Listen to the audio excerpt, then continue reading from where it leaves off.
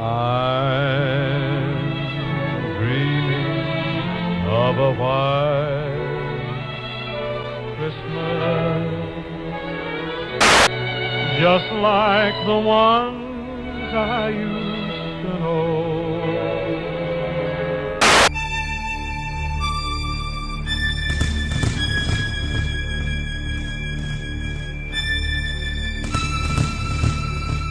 This is God.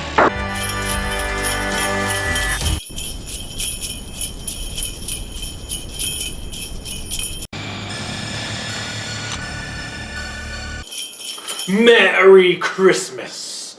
I am the Kaiju no Kami, and on this great Christmas day, I am going to be reviewing A Nightmare on Elm Street. The success of both Halloween and the Friday the 13th series continued to spawn copycats and sequels throughout the 80s. For the most part, none of these were able to hold their own except for one special slasher film that was released in November of 1984. This was a movie done by horror veteran director Wes Craven, who at the time was known for The Last House on the Left, The Hills Have Eyes, and an adaptation of DC's Swamp Thing. Nightmare on Elm Street was inspired by several events going on at the time that dealt with refugees dying in their sleep after reporting they had strange nightmares, child molestation cases, and even Craven's own childhood fears where he saw an old drunken man outside his house and a bully whose name was Fred Krueger. Like Halloween and Friday the 13th, Nightmare on Elm Street received its own glut of sequels, shameless marketing gimmicks, even in part 3, the Dream Warriors failed, and Mr. Big Time Freddy Krueger prevailed. It was his proud time, I know you'll never forget what he did to the girl with the TV set. Don't fall asleep or you'll wake up dead. crossovers, fan fiction, and a god-awful remake. Lastly, the great David Warner was originally planned to play Freddy, but due to scheduling conflicts, he had to drop out and was replaced with the legendary Robert Englund. So is Nightmare on Elm Street a nightmare unto itself, or are the praises it receives well deserved? Our movie begins with a girl being chased by Freddy in a factory of sorts until she wakes up in her bed. From here we learn her name is Tina, played by Amanda Wyss. Tina, honey, you gotta cut your fingernails, you gotta stop that kind of dreaming.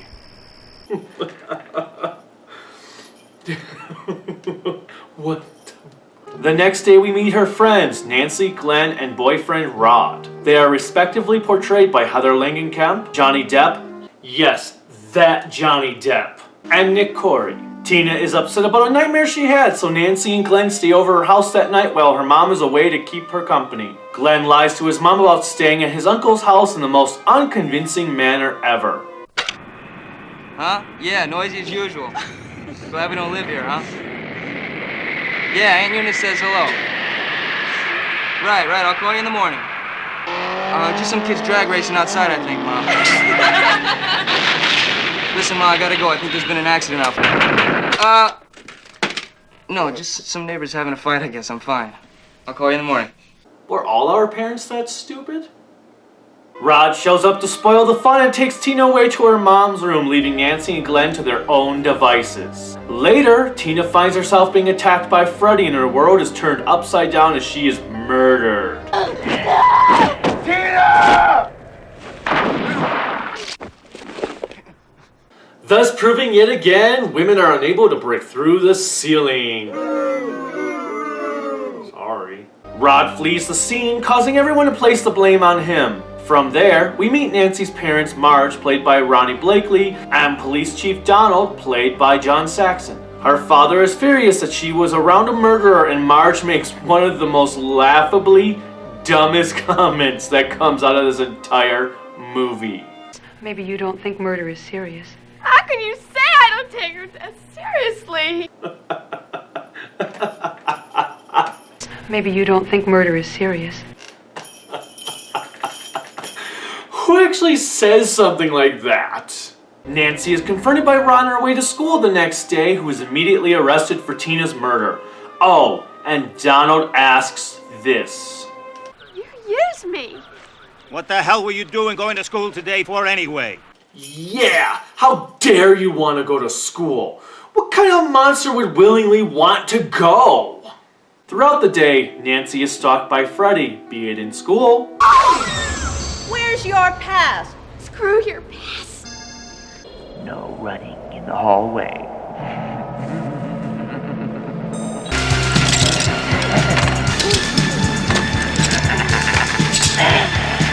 while taking a bath,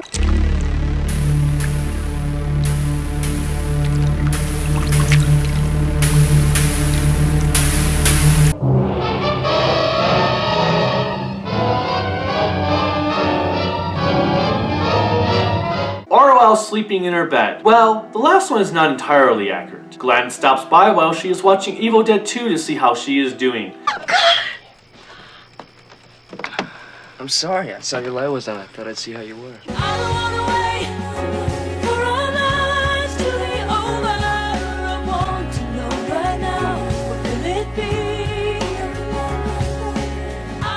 As such, she uses him to keep watch so that she can wake up if anything occurs while she searches for Freddy. Unfortunately, Glenn falls asleep. Hope you get reincarnated as someone who can stay awake for 15 minutes. And it nearly cost her life had it not been for her alarm clock going off.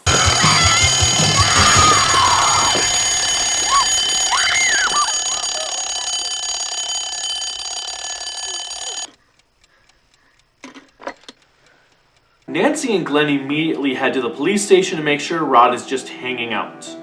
They are too late though, as by the time Donald takes them to the holding cell, Freddy has already gotten to Rod.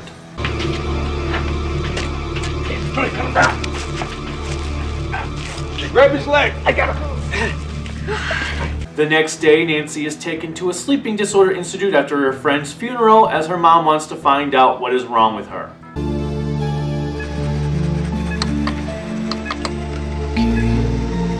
She's going into deep sleep now. She's into REMs now. That's me in the corner. That's me in the spotlight, losing my religion. A strange occurrence happens and Nancy pulls Freddy's hat out of her dream.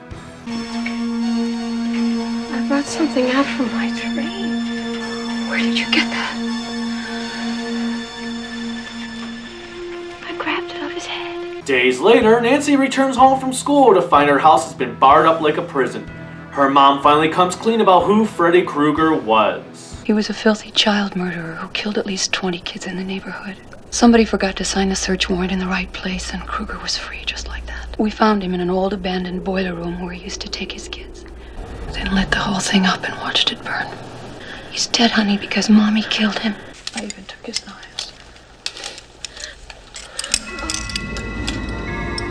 Nancy calls Glenn to reveal she has a plan to stop Krueger. Glenn's response? Why would anybody want to kill me? Hey, psst. Deb, have you not seen your IMDb page?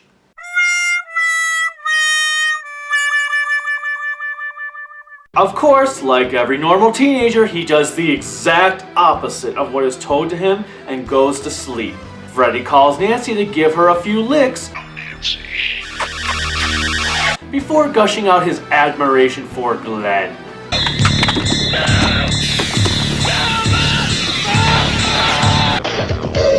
Booming with a big taste of fruity juice in the middle.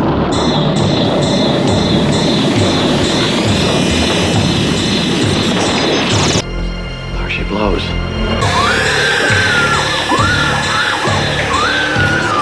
Nancy sets her house up Home Alone style.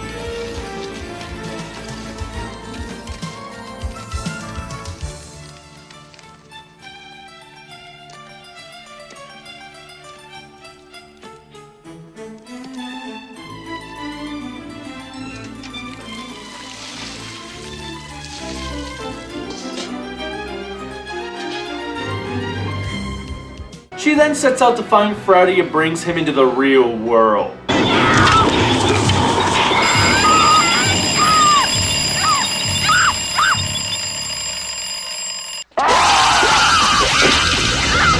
After sending Freddy through the McAllister house.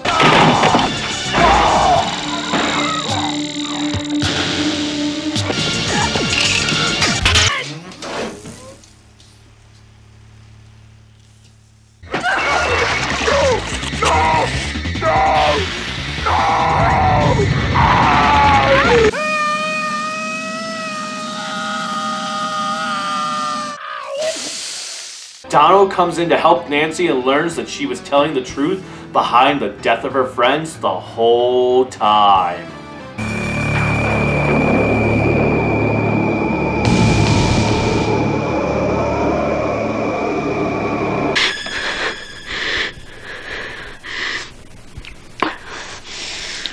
From there, she turns her back on Freddy and he disappears.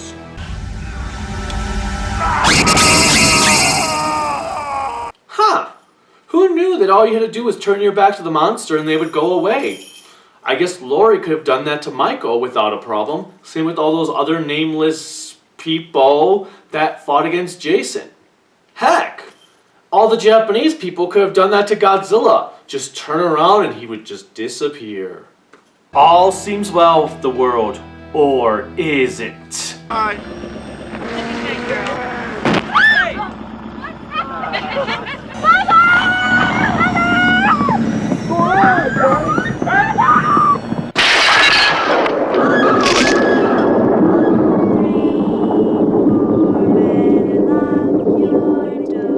Dun dun dun! So that was A Nightmare on Elm Street. Overall, it is a harmless, unique little horror film that tries to do something new with the genre and succeeds. The plot and characters are not the greatest, but they are nowhere near the unlikable cannon fodder of the Friday the 13th series. You get the sense that they are all teenagers and are just trying to enjoy their daily lives when Freddy comes in to ruin everything for them.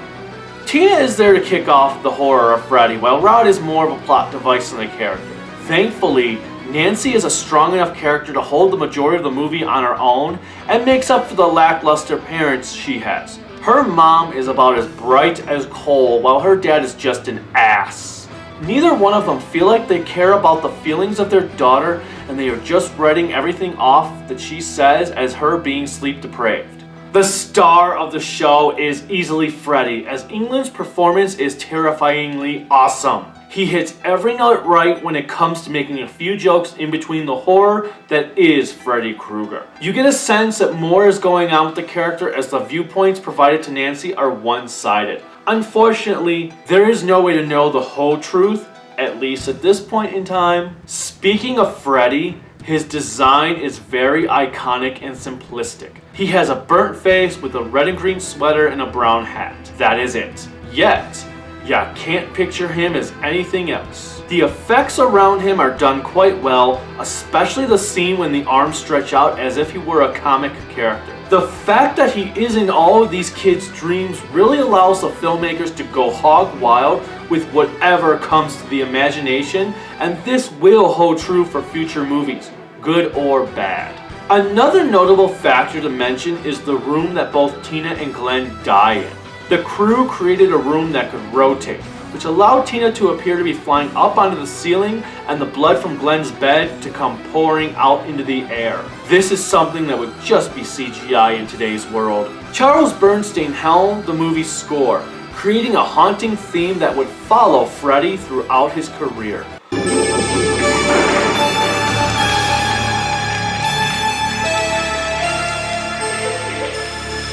The score fits every scene perfectly, even if it isn't as memorable as other horror movies of the past. When you hear this music, you know exactly who or what you are getting.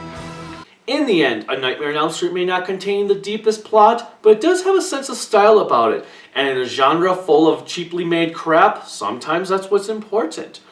Nancy and Freddy are easily what makes this movie a classic, and no one, even to this day, has been able to top Robert Englund as Freddy. This is God. With that said, I must bid you another farewell with a Merry Christmas and also have a great New Year. Until next time, bye.